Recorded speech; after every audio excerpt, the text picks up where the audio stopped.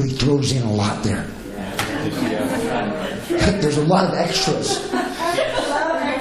Now, come on, church. There's extras. Come on, church. There's perks. Come on, we call that. There's extras. I happen to be a diamond member, a double diamond with the Hilton. And I stay at the Hilton a lot. And every time I go to the Hilton, they give me an upgrade, the best room. And my kids know it. When I'm in Hawaii, I pay it's a lot, but I pay $180 for a room, but that's not that lot. That's not much in Hawaii. But they give me an $800 a night room. You know why? Because I'm a diamond. Come on, I'm a diamond. So as soon as I check in, I don't even stand in line. I walk right to the diamond area. And what I do is Meliana tells them our number. They look us up. Oh, they say, Mr. and Mrs. Harkey, we've got an executive suite for you at the 15th floor. And it's this huge suite overlooking Waikiki. Right. Why? Because you know what? When you build a resting place for God, oh, come on, church. There are perks that go along with it. Because we are more than double diamonds in God. We are the apple of His eye. Oh, come on, church. Now, this is amazing. Now, notice in verse 15. Now, I wasn't trying to close, but I'm going to close in just a moment. I will abundantly bless her provision. Oh, Jesus. I didn't ask you to bless my provision. I just built a resting place for you. Oh, gosh. Because I know this, when your provision is not blessed, that means every bit of your provision goes in your hand and right out of it.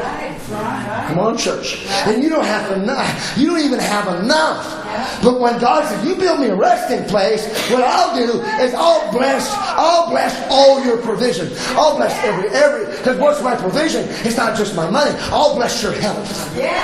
I'll bless your kids. I'll cause your daughter-in-law to prophesy. Oh, come on, church, you know what I'm saying? I'll cause her to sing the song of the Lord.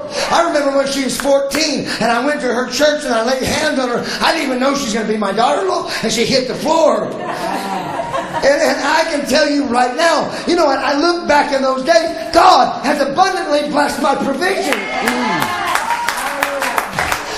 Because my provision is just not my riches, it's my relationships. Oh, come on, church. Why do I want to build a resting place for God? Because God says, I'll bless your relationships. Yes. Why do I want to build a resting place for God? Well, your provisions. I'll bless your grandchildren. I'll bless your kids' marriage. I'll bless your marriage. I'll bless everything you put your hands to. I'll bless your health. I will cause you not to break down. I'll make you the Energizer Bunny. That you will not run out of energy. Come on, church. You will never need a recharge. I'll just charge your battery, son. I will abundantly bless your provision. People say, oh, Brother Harkey, you're going to kill yourself preaching all over the country and then taking your grandchildren and then convincing them. And I said, no, I'll kill my grandchildren before they kill me. You're hearing what I'm saying. And I'm not ADHD. It's just that I understand that when I build God a resting place, He blesses my provision. Church, I don't know about you, but how many come to church you want their provisions blessed?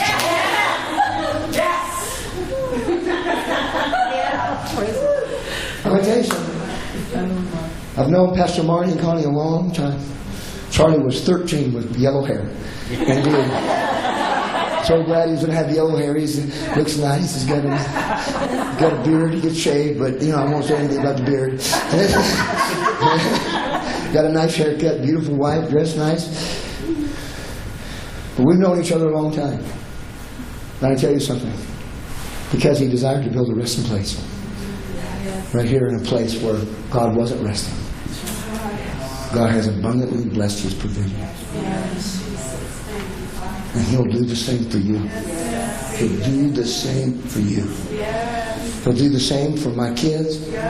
Because when my kids get up here and serve, they're not singing, they're building a resting place for God. Which I'm looking at that and I'm looking, yes, God, He will abundantly bless their provision. Who is their provision? Their 3 children will be abundantly blessed. Because they made a covenant with God. We're going to serve God with everything that we have, regardless of what we're going through, until we find a resting place for God in church. I don't know about you, but that gets starts to get my wheels turning, my blood flowing. God, I didn't ask you to bless my provision. No, listen to this. I just told this in. I will satisfy her poor with bread. Thank you, Jesus. You know what that means? That means that there'll be people who are so impoverished by life that you will have bread to give them.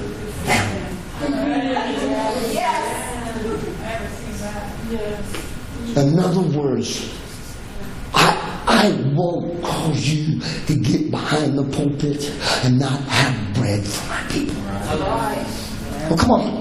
Every time you speak, it doesn't matter if you speak 30 times out the month, 30 different sermons. You know what's going to happen? I'm going to give you bread for the poor, to satisfy them, that they'll leave the church satisfied, that they won't be dying. Come on, because something happens to me when I read that phrase. Something says, oh God, how I desperately want you to rest on me. Why? So I can satisfy the poor with bread. Why? Because you know what? Because, as I said earlier, they ate the manna and died. It's because they ate of their thinking. They ate of their complaining. Come on, church. They ate of their own understanding. Come on, church. But if they eat from God's manna, they can't die. Can I hear an amen? How many want God to rest in this place? How many want God to rest on you? Lift your hands toward heaven right now. All over the room. Lift your hands toward heaven. Father, we thank you for your word. It's a lamp unto our feet, and it's a light upon our path. I thank you for what you're doing even right now. I thank you that you are going to rest right here at Faith for Life. That, Father, we're going to pay the price to have you rest in our generation. God, we, like John, are going to take what you have to offer. We're going to eat the honey. We're going to take the bitter. We want the fear of God and the love of God to keep us righteous, oh God. Lord, we don't want to be trapped into legalism. We don't want to be trapped by liberalism. We want to love. We want to love what you love and hate what you hate. God, right now, in the name of Jesus, cause your spirit to rest on this place. Right now. I want every head bowed, every eye closed. All over the room this morning. I want to ask you a question. Is your one greatest desire, oh Lord, fix my circumstances, change my situation? Or is your desire is what David had? Because David really didn't care about his situation or circumstances. He just wanted God to rest on him. Is your desire, oh God, change my situation, change my husband, or change my wife, or change my job, or do something? Or is your desire, God, I want you to rest in me, in my house, in my home, in my city? What God is doing is God is redefining our goals. And He says, right now, He's saying, or is your desire, God, is your primary desire, God, I want you to rest on me. If your primary desire is, God, I want you to rest on me, in my house, on my business, on my church, on every area of my life, I want you to rest. I want you to raise your hand right now. If that's your desire, I want God you to rest. I want everyone to stand, please. I want everyone.